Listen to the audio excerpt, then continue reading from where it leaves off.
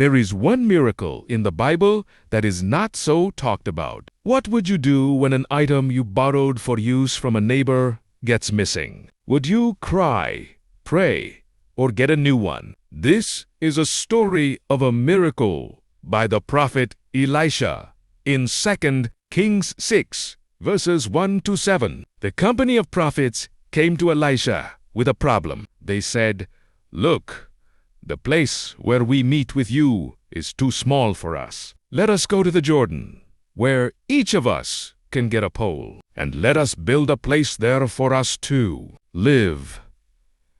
Elisha gave them his blessing and said, "Go." But they didn't want to go alone. One of them asked, "Won't you please come with your servants?" "I will," Elisha replied. And so the man of God went with them to the banks of the Jordan. They began their work, the sound of rhythmic chopping filling the air as they felled trees. But as one of them was swinging, disaster struck. The iron axe ahead flew off the handle and disappeared into the depths of the river. "Oh, no, my Lord," he cried out in despair. It was borrowed. It wasn't just a tool. It was a debt he couldn't pay. The man of God didn't panic. He simply asked, "Where did it fall?" When the man showed him the spot, Elisha did something unexpected. He cut a small stick and threw it into the water.